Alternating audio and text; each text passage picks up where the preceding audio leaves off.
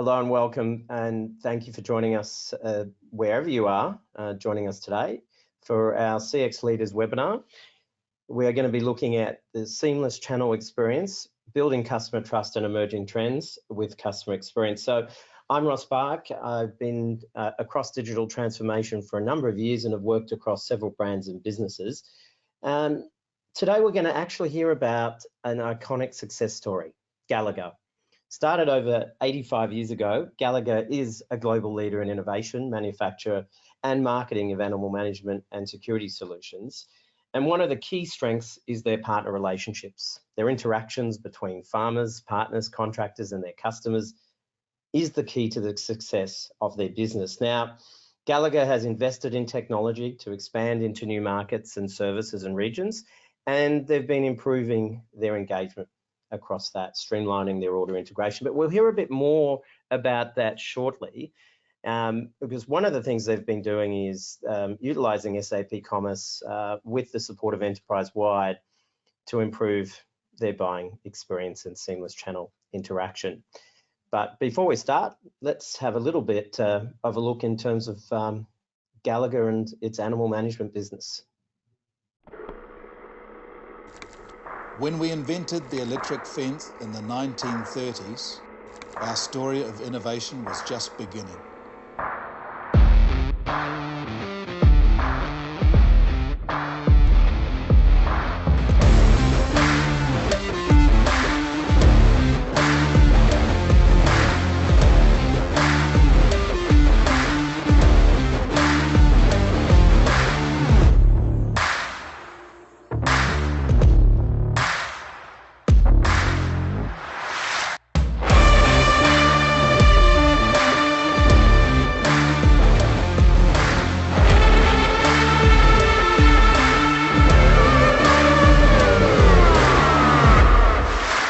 Committed to a better tomorrow. Well, there you go. Certainly the power to the farm, and actually a good time to introduce Neville Richardson. I'm joined by Neville, who's the CIO at Gallagher. He's one of New Zealand's top 50 CIOs. Neville operates as a business leader and technology evangelist and change agent with over 25 years information systems and business experience. In his current role as CIO at Gallagher, he oversees the global IS function of one of New Zealand's most customer-centric and innovative technology businesses. And I'm also joined by David Scribner. Hi. David, welcome. David is the Global CX Director for SAP Customer Experience and has a significant focus on implementing market-leading customer experience strategies across all aspects of the business. So previous roles, oMedia's Chief Customer Officer and CEO of Virgin Mobile. So we've got a great guest today, and in terms of talking around seamless channel and some great experience. So this is an interactive webinar, so please enter any questions you have in the QA boxes on your screen. And make sure to submit them when you do. And we'll also have a few poll questions throughout, which I think will be interesting to see what people are thinking. And if you have any technical issues, please write them into the Q&A and a member of the team will get back to you. But Neville, thank you so much for joining us today. Gave a little bit of background and we had the video, but can you please let us know a further background on the Gallagher story and the business today? Yeah, thanks Ross. Kia ora, everybody. Yeah, as you've said, we're an 85-year-old global business, born in Hamilton in New Zealand, and we're actually New Zealand's largely wholly owned private technology business. And talking about customers just want a job to be done, and that's actually how our business started all that time ago. So Bill Senior, who is our founder and Sir William Gallagher's father, wondered how he might stop the family horse called Joe scratching, I don't think I can put this politely, scratching his backside on the family car, and a battery connection later, the pulsing electric fence was born.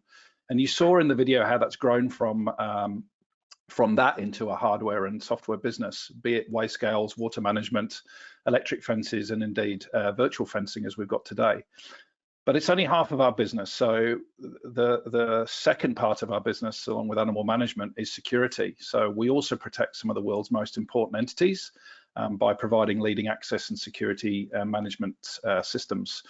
And you can sort of see how that might develop, right? Keeping animals in also means you might be good at keeping people out as well. We are much more than that, and across both business units, we're proud to protect what matters most. And as I've said, we're trusted to protect some of the world's highest value assets. So whether it's airports, prisons, government buildings, universities, small local businesses and local schools.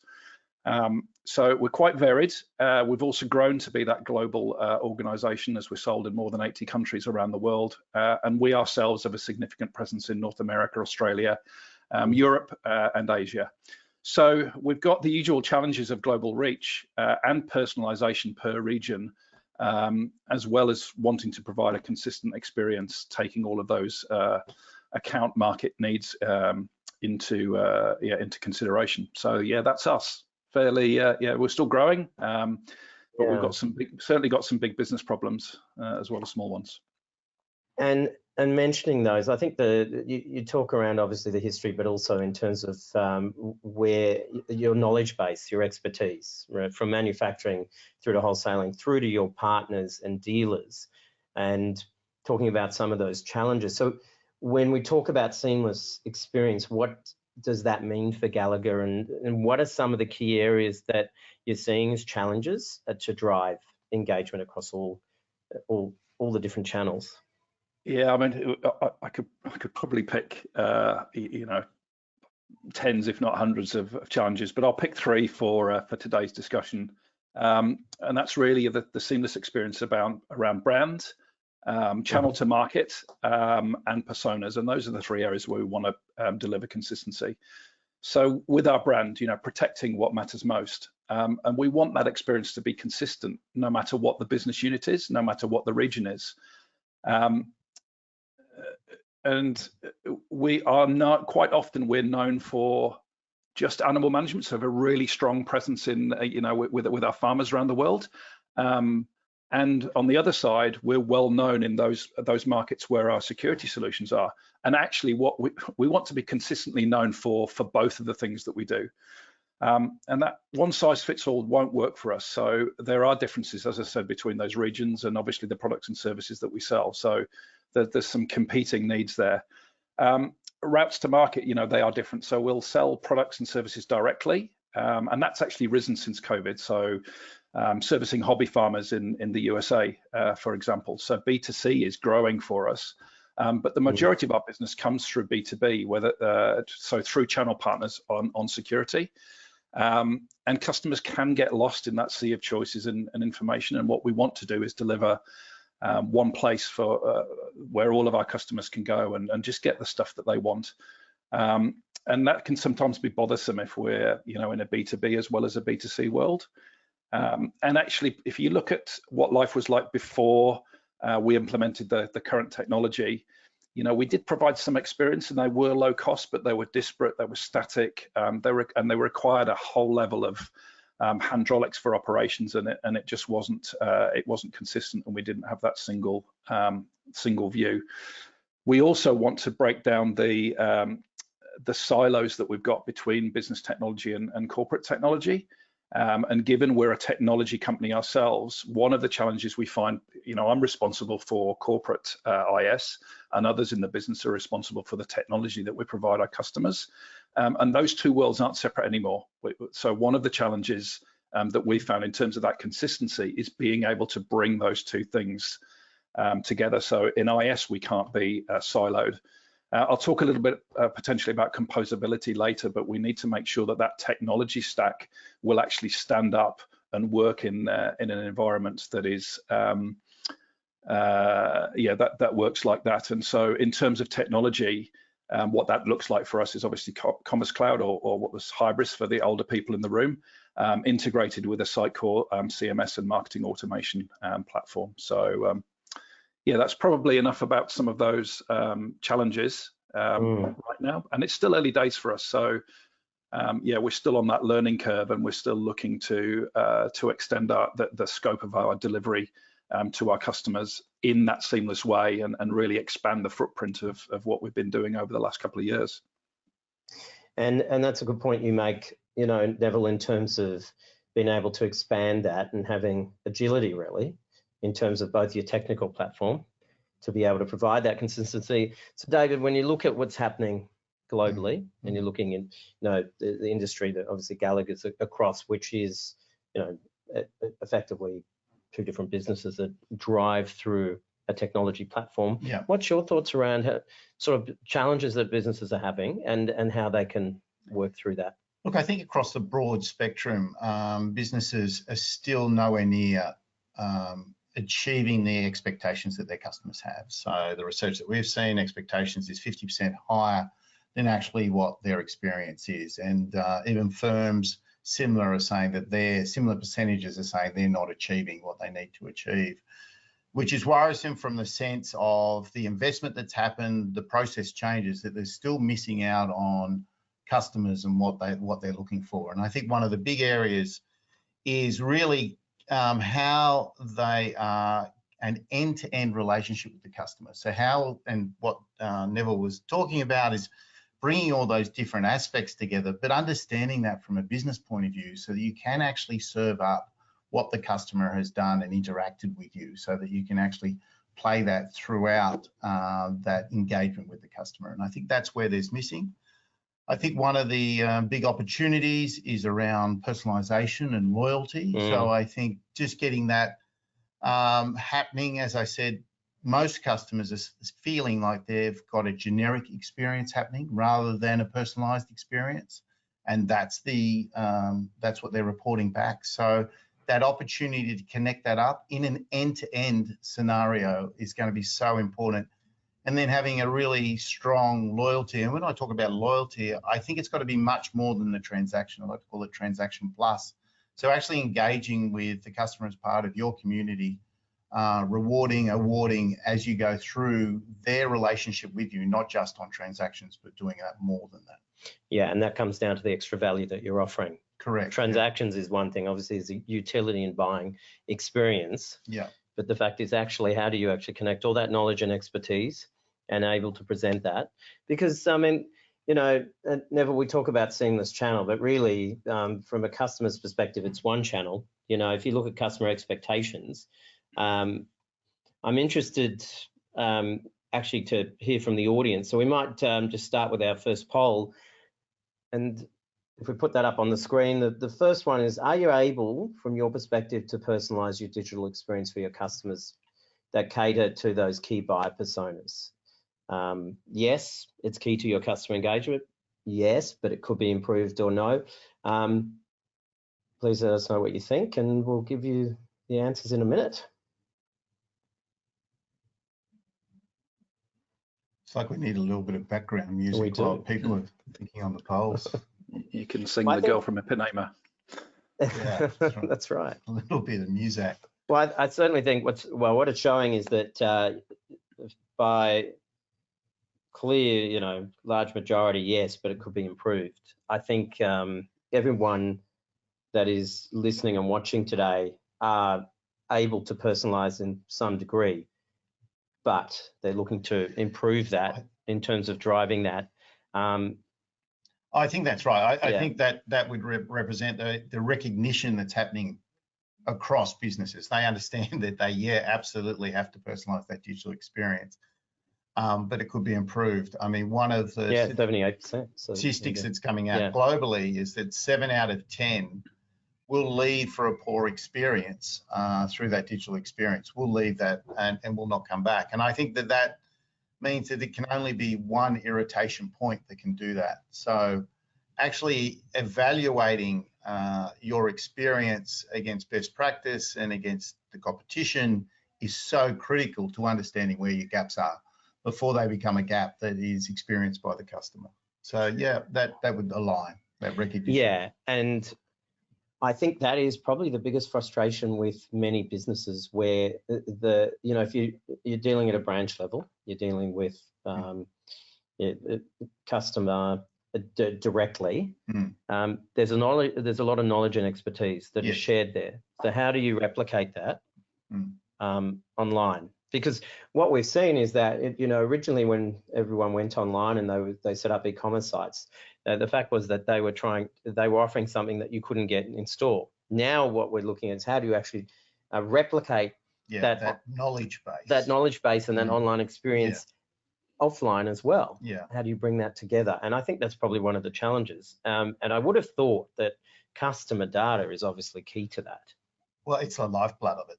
It really is. I mean, that visibility to it across the different channels will go a long way to helping you having a seamless channel experience. I think we've all been in that situation where we've either been in a bricks and mortar scenario channel versus our online, and we felt like we're dealing with two different businesses. So the linking of that, the communication about it, the history, purchasing history, browsing history, also intent, and providing also that richness of data across those channels will go a long way to helping you with that seamless channel experience. But there are challenges with that, because data can provide invaluable insights into customer behaviour, preferences and needs.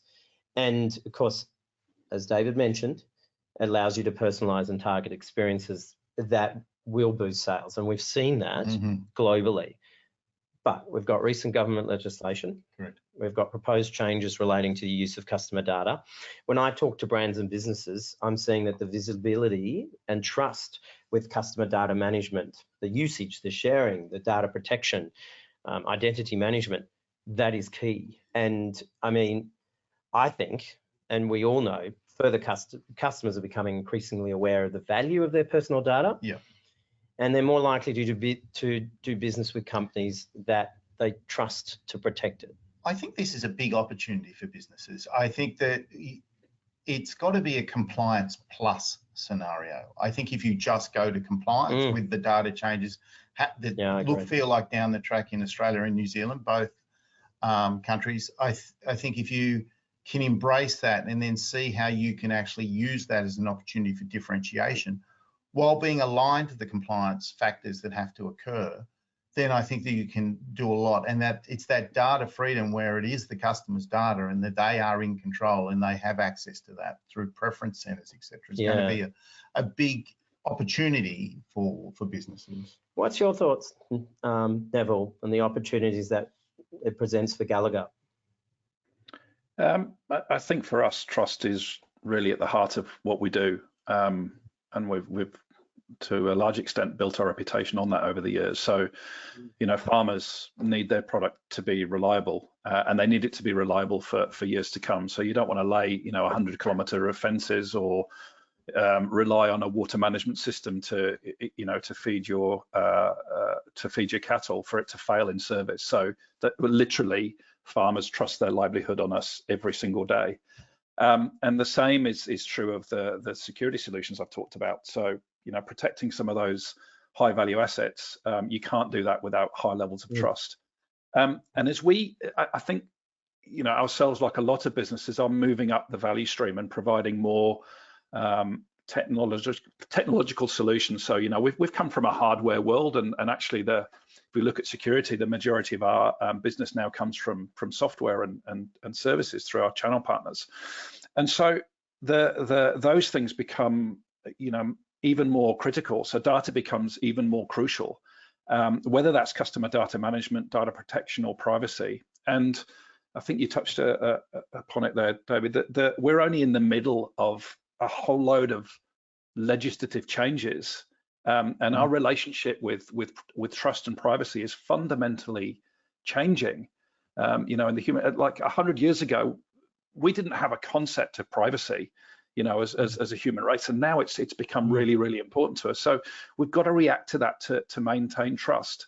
And so from not only does our product need to be trusted in use, but what we do with all of those things in the background, and this is where it's really important to corporate IS folks to make sure that the services that we provide are trusted. So like identity management, and actually use that to deepen our direct relationship to customers. And that's where I think the opportunity is, right? The opportunity is differentiating ourselves from others. So customers do want their data treated how they want it treated. And that's how, you know, I want my data treated in a respectful way. And by the way, my data I consider to be mine. I don't consider it to be the purview of anybody else. And because that's a real thing, we can make that front and center of what we do. And I think if we do with our data as we would want it to be done to ourselves, then that in itself can drive loyalty. And there's a whole load of other things we can do around that, around, you know, using good frameworks and things like that. But I think treating customer data as if it is your own really is going to help drive that loyalty, and that's where I see the opportunity is. Well, I think that's significant, Neville. I was thinking of something Neville was saying. Always the power of language. Chief privacy officers, should they be called chief trust officers? Don't you think that might change the perspective? And Neville just going straight on to that trust and visibility and the fact that the customer owns that data. Yeah, and they do. And you're right, Neville. From their perspective, from everyone's perspective, and in reality, they should own that data, and they should have the freedom in terms of how that data is used. And we've seen with where there's been data breaches that not only have they not had the freedom, they've had no understanding of where that data is and how it's been used, even when it doesn't have actually any logical reason for that data being stored or managed.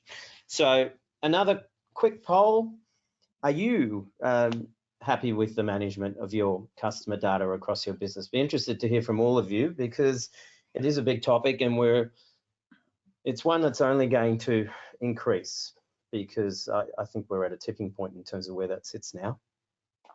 So to the majority, we've got 60% saying yes and 40% no, and that's what we typically see, actually. Yeah. So the 50-50 sort of 60-40. I think the key thing is that the question could be asked, you know, are your customers happy with the management of your customer data as well? Because that would be a good question. That's where the trust factor comes as well. So we're getting a few more of the votes in, and it's hovering between the 60-40, 50-50. Yeah, isn't it? yeah, exactly. But make no doubt there will be a lot more changes happening within the usage of customer data and the management of that, and it's something that we'll be talking about in future as well, because I think it's a topic that's been driven by a lot of businesses from a compliance perspective, but that opportunity side, particularly for those marketers that are on our webinar today, is how you actually can better utilize that data into both marketing execution across channels and across businesses. And it's something that we're seeing across both retail and wholesale as well.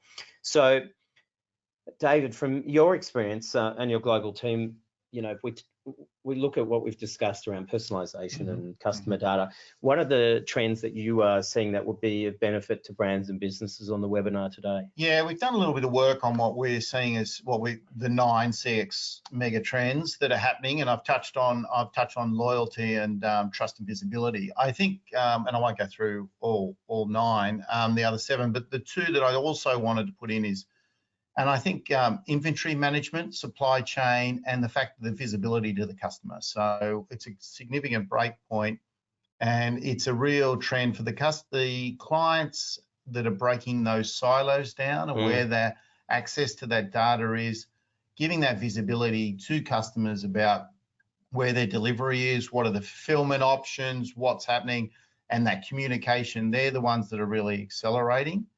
And I think there's a couple of other areas that are growing in those trends. One is the changing business models. So whether you're going from a D2C model, a subscription model, and some changes like that as well. So there's a lot of disruption happening in a lot of different industries.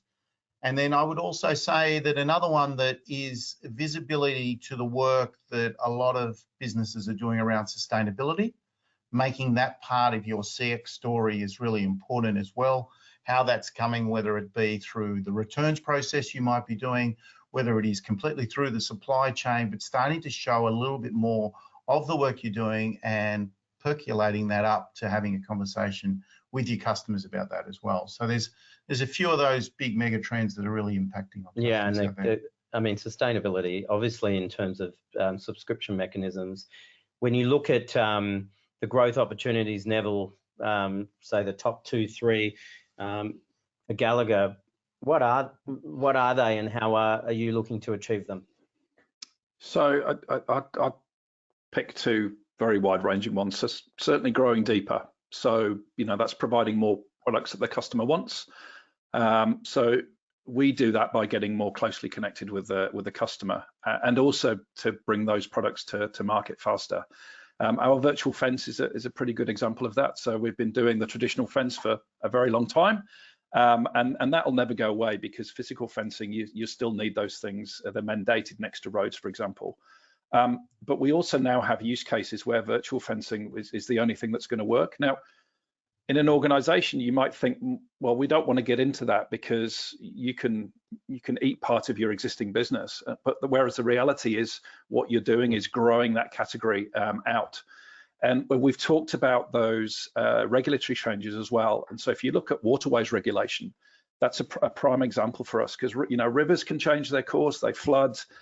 Farmers now get big sanction if their cattle strays into waterways. But now we can move those fence lines virtually due to the changing nature of the waterways, but also with that data piece. The side benefit there is we know through that system of virtual fencing, where the cattle's actually been. So you can trust our data, so that if there is some thought that, hey, your cattle soiled the waterway, we can actually bring that solution in there to say, look, no transgression has occurred there. So there's a whole load of the customer wants so many more benefits from the category, and so that's a way that we're really growing those categories in a deeper way. But also we need to grow the other growth opportunities, of course, going wide, so increasing that market share in existing markets. So within our security space, we've traditionally aimed at the more corporate market, but we're moving into the small and medium enterprise space. And you need different ways of selling. You need more economies of scale because it's less specialized. And so we have to introduce internal technologies that really give us that level of efficiency, so that we can get into that market. And actually what we're seeing as well is as we grow in the SME space, you'll get customers that start their life there, but they can end up being a corporate customer as well. So that, growing in depth in terms of expanding the category and really fixing more of the jobs that customers want done, and how do you find out what those jobs are? So how we connect our customers doesn't just need to be this static environment. We've really got to learn what are their pain points, what are their jobs to be done, and then obviously growing wider by literally increasing the market share by the breadth of offerings. And those are the 2 areas that we're focusing on at the moment. And if we look at your commerce platform today and where you would like to take it, how are you looking to achieve? How are you looking to achieve that?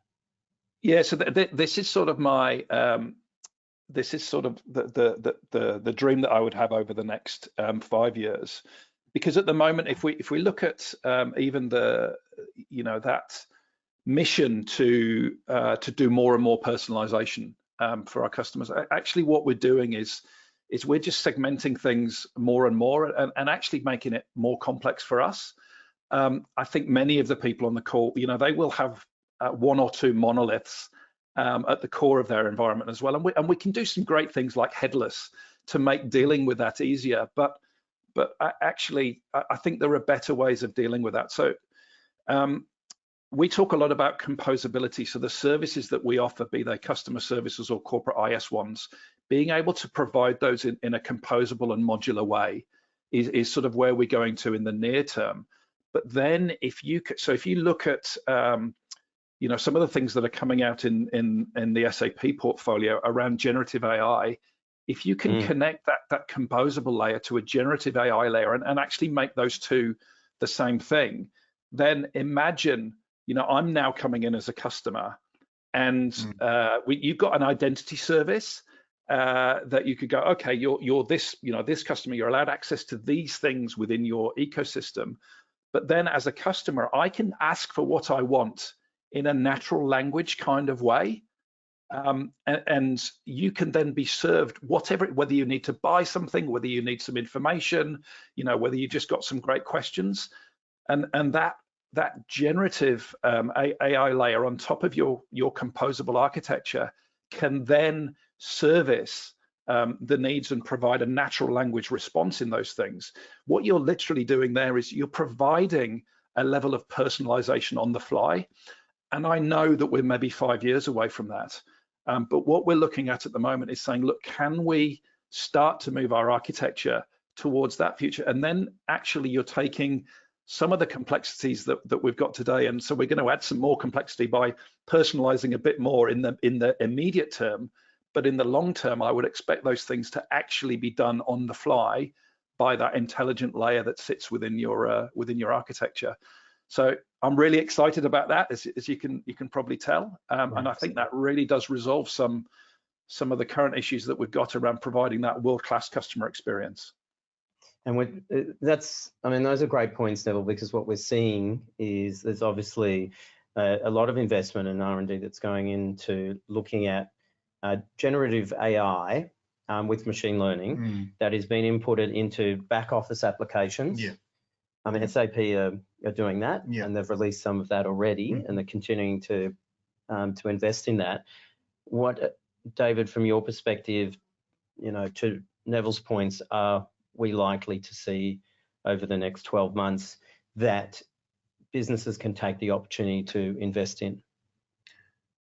In terms of the customer, I think what you'll see, the real investment, I come back to personalisation and loyalty and doing it properly. I think there's a great opportunity to understand the customer, their complete global behavioural aspects of how they're dealing with the business, and then turning that into an engagement plan or a loyalty plan that actually starts to reward that. And I think the businesses that take that on board and build that using quite the richness of the data they've got, but in a respectful privacy way, they will be the ones that will be able to leapfrog their competition. So what we're seeing is much more investment, not in, I would say, a static transaction-only loyalty program, but a much broader engagement personalisation program. And I think that's where you're going to see a fair bit of investment.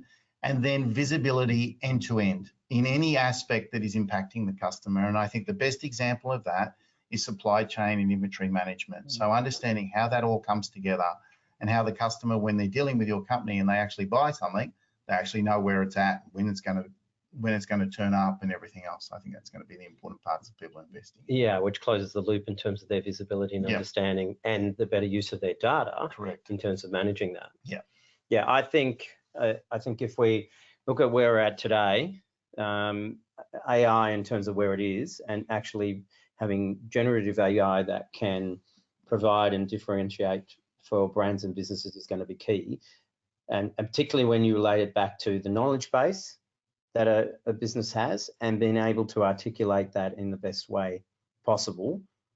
It not only enhances the utility of buying, but it's actually all around adding value in the same way that Gallagher's been doing for a long, long time, but being able to do that at scale and to do that in a way in which they can actually grow with the customer. Correct. So I think the key thing, and we've got a poll, final poll for today, but do you believe that you are currently delivering a customer experience that drives a seamless experience to your customers? Now that's in terms of taking account of some of the key points that we've raised today. Yeah. And yes, absolutely. No, not quite there yet. Be interesting to see what all of you have to say. I mean, I think there's always rooms for growth. I think people are touching on it. It's probably where they are on that customer experience and digital experience maturity. Correct. So there's different levels. Where, I mean, on a lot of webinars, people will talk around, an aspect of you've got to get here because that's where everybody is. Yeah. But actually, they're not there at all. There's levels and degrees of, and for some, the maturity level is going to be completely at a completely different level. And it might be in different parts of the business as well. Correct. So if looking at your CX experience across a whole bunch of the different parts of the business is really interesting. So you might be really mature, it might be part of the DNA in one area of the business, but it's lagging in others. So that's quite interesting. So the majority are saying no, not and quite I think there that's yet. where you get that score. I understand that completely. Yeah. So 60% said not quite there yet, which probably makes sense. Yeah, it does. And Neville, what from your perspective, and from Gallagher's perspective, when we look between the different businesses, there's a challenge there, isn't there, in terms of how you use that technology to have that different messaging out there between those. And you touched on composability. I'd love to get your thoughts in terms of how you see that being managed by both the IT area of your business and marketing within your business. Yeah, so because when we talk about composability, often we're talking from an architectural point of view, but also, you know, it's not just the technology. So I would say your people need to be composable as well, and also your structure, so your ways of working. So, and I'll give one example of that. You know, IS cannot sit on its own in a silo. You know, we're all of us in the business are now technologists, and that's the journey that we're on. If we're not on it already, that's the journey we'll take in the next 5 years. So IS organizations, and it's hard for us, right, is we've got to give up a whole load of stuff that we do and allow our business technologists to do that.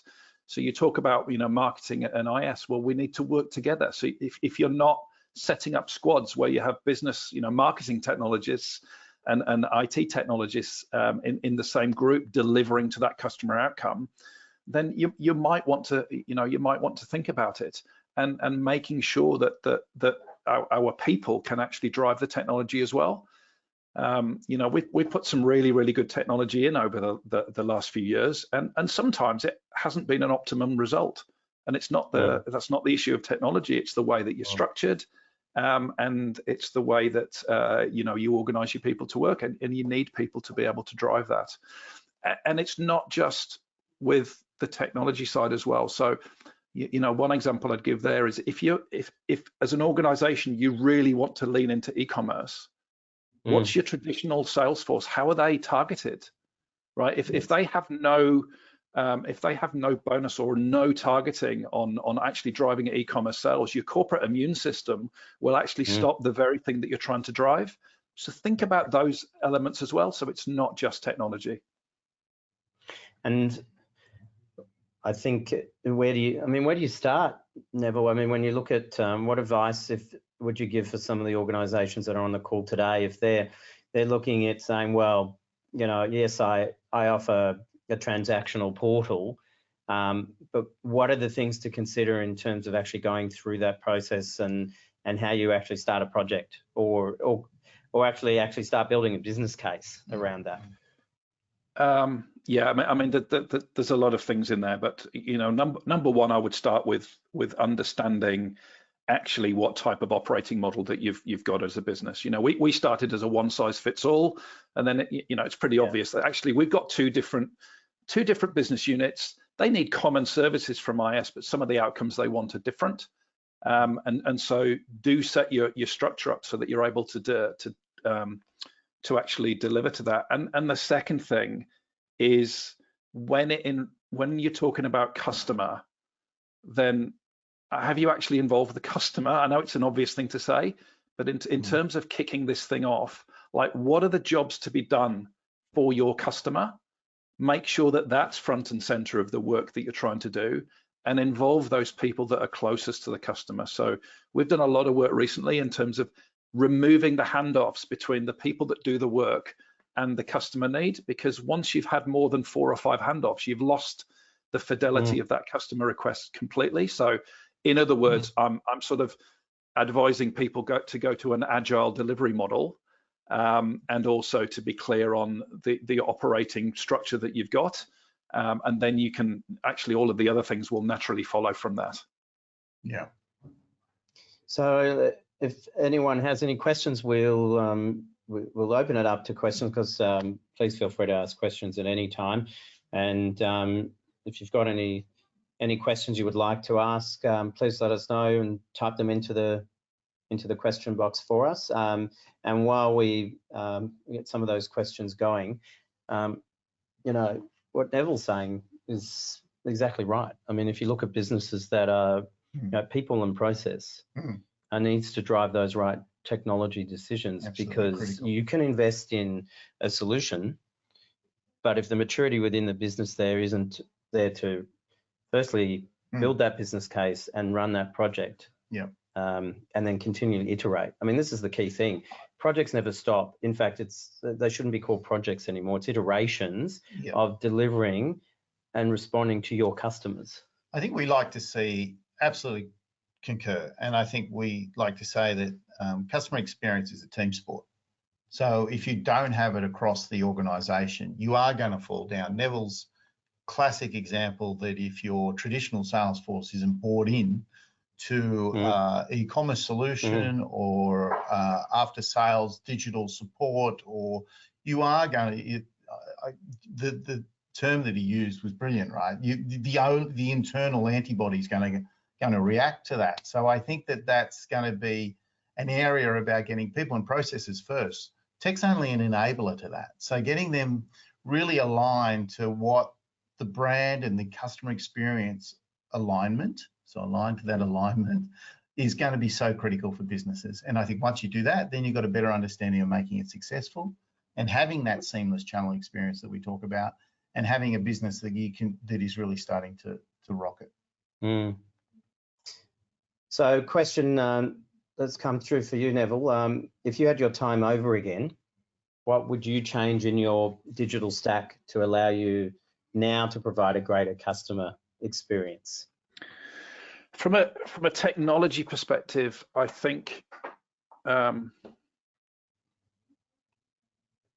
if I had my time again, because we've got a couple of moving parts in terms of our ecosystem, and we chose a hybrid solution that had like the best of both worlds. We think, in terms of CMS and in terms of e-commerce and everything else. When actually I would have applied the 80-20 rule in that and say, you know what, by making our technology solution more simple, i.e. choosing one vendor in that ecosystem, we could have got 80% of what we needed. So we would definitely have done that differently. And the other thing there is, I'm going to have to reiterate, it's not about the technology. Technology just works. So the other thing that I would change is to make sure that you have the organizational maturity and the working environment in order to drive those platforms that you put into 100% efficacy. We don't do that yet. And some of the things that we've done post-technology. So moving to big room planning, moving to, a backlog approach, moving to delivering with agile squads. That all came after the technology. And actually, I would do that in a different order now. I'd get those things introduced first, and then I'd use them as an enabler to deliver the technology. So yes, I'd make the technology simpler. And I would also improve our ways of working to make the most advantage of the technology that we put in. I hope that answered that question. Yeah, I think it absolutely did. I think the other question that we've had here is, given the economic climate, and there's obviously influences that are coming from that for all businesses across different industries. How do you see that influencing in terms of how you invest and take things forward, and what sort of levers would you recommend or that companies look at? It's always been an interesting conundrum for us, especially just in terms of our size of organization. We're around a $500 million business, so we want to do things to a global standard, but also we're moving through a maturity level. So we simply cannot stretch to some of the big bang investments that larger corporations would do. What for us is a big investment would be a small rounding error for other organizations. And so our ability to be able to break things down into the smallest unit of deliverable customer value, and then work with partners to deliver those. Make the investment, deliver that thing. Make the investment, deliver the next thing. Make the investment, deliver the next thing. Is really the way that we want to work. And we're not there yet in terms of those, the vendors that we work with. Quite often there is this very large upfront investment, and you might have to wait 18 months in terms of getting to value. Now, there is something like we worked with you, Ross, in terms of those accelerators. You get to value quicker, but you're still talking about a year. And in a climate where the risk is so high, that we're dealing with a lot of chaos, be it in supply chain, whatever it is that we're dealing with in the world, we just don't want to take the risk. So being able to break those things down and deliver them, and making sure that we're delivering value on the way, and actually not make those very large initial investments up front. We're getting better at that, but we also need the vendors to play their part in that as well, please. Absolutely, and I think that the way in which projects have been run now, and the way in which companies will work together is important to that. Now, there's a question there around how important is the right partner in your success, and I think the answer will be very important, right?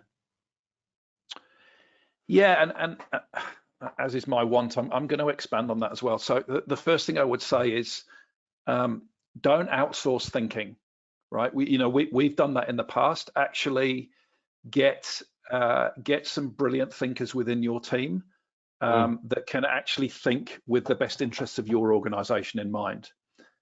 So don't outsource that bit. But in terms of the thing that you're doing, we're only ever, in a view of a 5-year horizon, we are only ever going to once introduce e-commerce in that time horizon.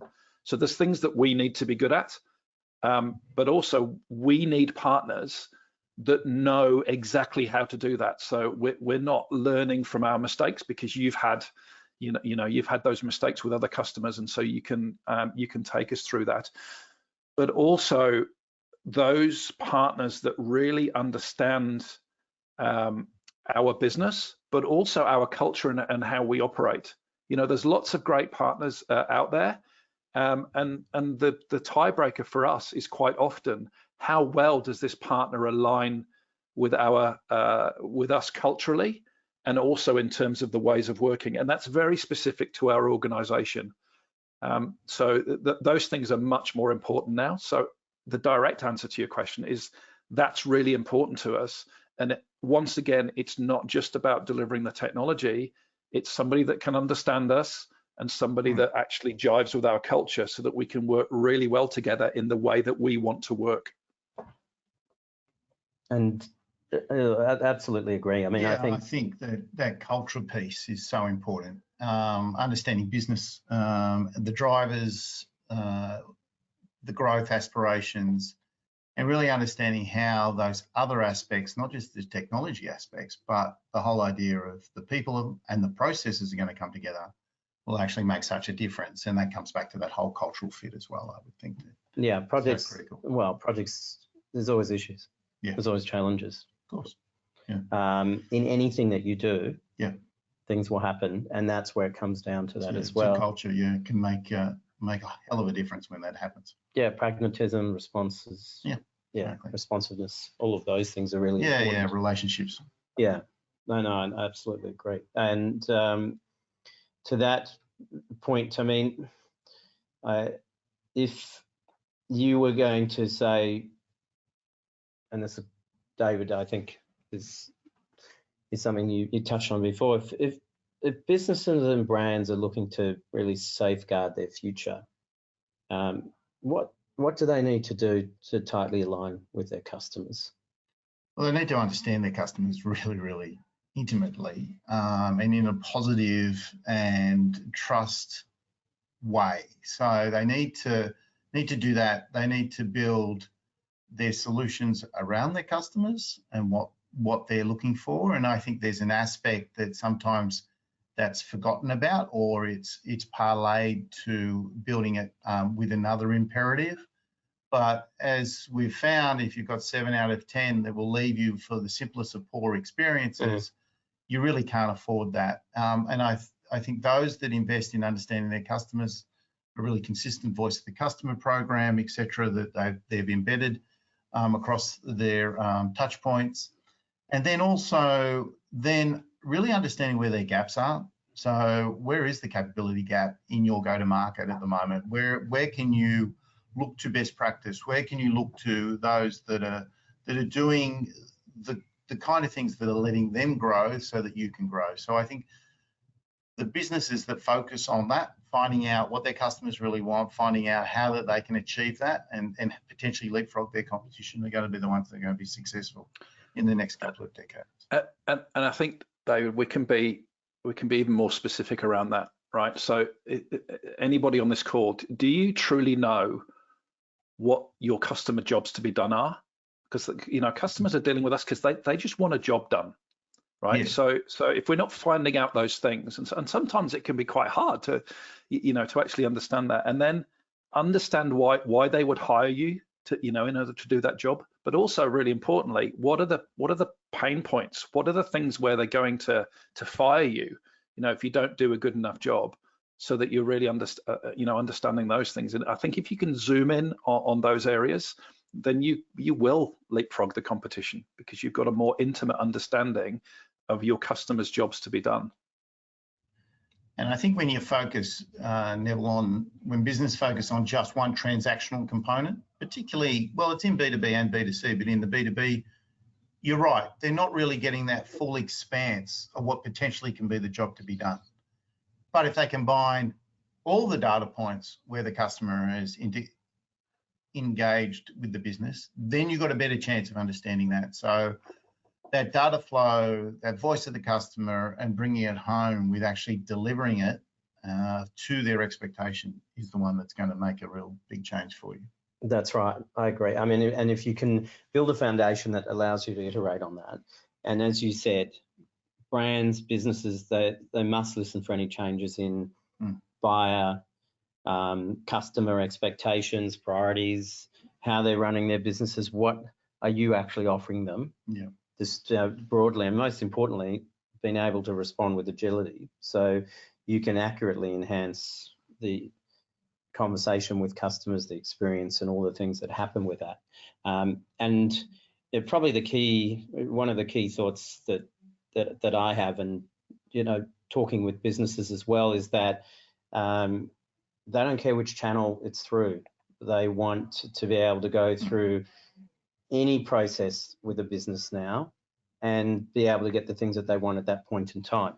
And of course, that becomes a very broad conversation, but I think that you can distill it in terms of then how can the business meet that by using the tools and the knowledge and the technology that and the processes that we've been talking about today. And I think, yeah, I agree. And one part of that is also leaning on those relationships, because it's not a game that ends. It's constant, and it's hard to keep up to speed. But you know, we've got a global team that are always looking at different ways that people are doing businesses. There might be another way to unlock something. So always sort of lean on those partners like yourselves and us that can help go through that journey, so that you always are improving and keeping up to date with what's changes out there, particularly from a customer end point of view and what you can do about it. Thanks, David. That's great. And Neville, any final words of wisdom or insight?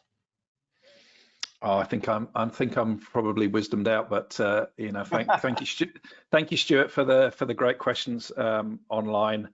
And you know, if we can, yeah, I think the point earlier is let's not consider these things you know, a project or just something that you dump in there. Yeah. You know, you're introducing some capability, and then that capability is just going to sit there and do nothing unless you continually iterate and continue to develop. So, you know, many of us see it as like a production line, and it needs to continuously move on.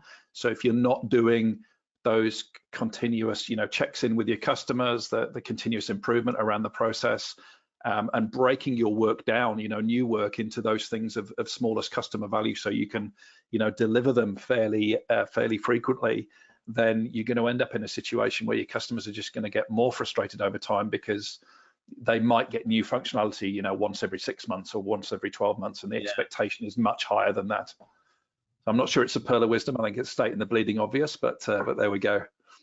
Yeah, no, I agree with you, Neville, but I think it is for many because at the end of the day, it's how you can actually deliver that and respond. And the expectation is that you should be able to respond immediately, really. That's right. I mean, that's where it's coming from. Expectations. Yeah. Yeah, absolutely. And to your point, process, people, technology, those are the key things in terms of driving that. And I'd like to thank, you know, with that, I'd like to thank Neville. Thank you so much for taking the time to chat with us today. And David, thank you as well. Thank you, Ross. Thanks for having me. It's thank you everyone for joining us. I hope you found all of that useful and found today's session to be insightful. Let's of course continue the conversation. So please reach out if you have any questions or you'd like some further information from any of us. You can find some more information on the link shown on the slide in front of you, and please feel free to get in touch at any time. But thank you again, everybody, for joining us, and see you again soon.